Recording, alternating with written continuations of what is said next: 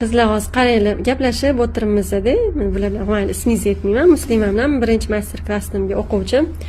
Menga hozir aytyaptilar-da, "Men shuni kameraga ayting", desam kulyaptilar. Mana hozir nima dedingiz? Ayting iltimos. Masalan, men o'zim qanaqaligimni bilmayman. Lekin boshqa inson bilan gaplashganimda, u men haqimda taassurotini aytsa, menga yoqadi. Har bir insonga yoqadi.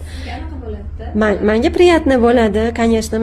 Meni qanaqa deb o'yladingiz, qanaqaligimni ko'rdingiz, shuni ayting iltimos.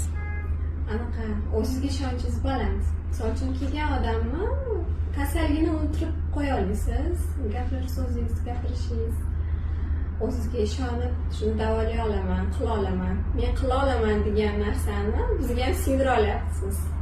O'shaning uchun ham sizda o'qigim keldi. Ustozlar bilan qancha yaqin bo'lsa, ulardan yuqadi. To'g'ri. Sizlarning davratingizda bo'lgim keldi. O'shaning uchun ham ilojim qilib Alloh oson ekan. Конечно. Alhamdulillah. Xo'p. Qarang, meni qanaqa deb o'ylagandingiz? Mana pastda kutib oldinglar-yu.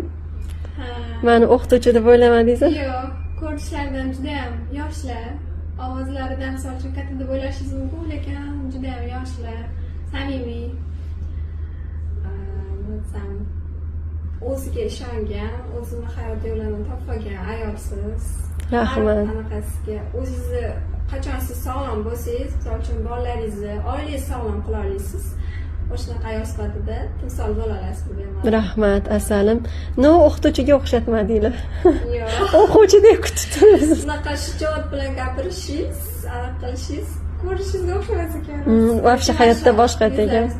Bir qaragan odam yana qaragisi keladi. Rahmat, asalim. Alloh rozi bo'lsin. Rahmat. Очень приятно menga. Rahmat. Rostdan chin dildan chiqadi bu gaplar. Rahmat. Gapirishmas. Rahmat, sog' bo'ling. Alloh uchun yaxshi ko'rdim. Rahmat, mana.